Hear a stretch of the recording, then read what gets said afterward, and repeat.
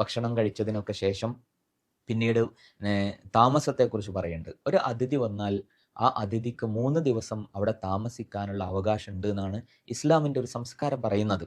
അവരെ പറഞ്ഞയക്കാൻ പാടില്ല. അല്ലെങ്കിൽ അവരെ പോകാൻ പ്രേരിപ്പിക്കുന്ന രീതിയിലുള്ള വർത്തമാനങ്ങൾ പറയരുത്. അവരെ താമസിക്കാൻ പ്രേരിപ്പിക്കുന്ന രൂപത്തിലുള്ള വർത്തമാനങ്ങളാണ് പറയേണ്ടത് എന്നാണ് പറയുന്നത്. ഏതായാലും അതിഥികൾ പോവുകയാണെങ്കിൽ ഇനി യാത്ര അയക്കുന്നത് എങ്ങനെ എന്നും പറയുന്നുണ്ട്. അതിനു മുമ്പ് അദ്ദേഹം ഈ വന്ന ആളുകൾ ഭക്ഷണം കൊണ്ടുപോകുന്നതിനെ കുറിച്ചൊക്കെ പറയുന്നുണ്ട്. അതായത് ഇവര് നൽകിയാലല്ലാതെ പ്രത്യേകം ഇവരുടെ അനുവാദമില്ലാതെ അവിടെ വിളമ്പിയ ഭക്ഷണങ്ങൾ എടുത്ത് കൊണ്ടുപോകരുത്. കാരണം ചിലപ്പോൾ ഇവര് മറ്റുള്ള ആളുകൾക്ക് വേണ്ടി കരുതി വെച്ചതുണ്ടാകും. അതുകൊണ്ട് പ്രത്യേകം അനുവാദം ചോദിക്കാതെ ഭക്ഷണം കൊണ്ടുപോകരുത്.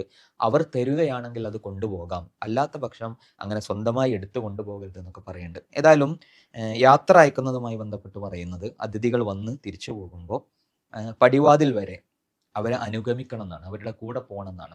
അത് അവരെ ആദരിക്കുന്നതിൻ്റെ ഭാഗമാണ്. റസൂലുള്ളാഹി സ്വല്ലല്ലാഹു അലൈഹി വസല്ലമയുടെ അടുത്തേക്ക് ചില അതിഥികൾ വന്നു.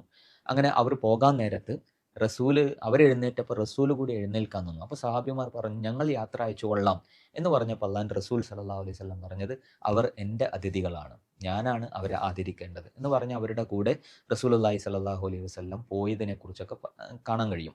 അപ്പോൾ അതിഥികളെ പറഞ്ഞയക്കുമ്പോൾ സലാമൊക്കെ കൊടുത്ത് അവരുടെ പടിവാതിൽ വരെ അവരുടെ കൂടെയൊക്കെ പോവുക എന്ന് പറയുന്നത് ഒരു നല്ല മര്യാദയായിട്ട് അദ്ദേഹം പറയുന്നുണ്ട്.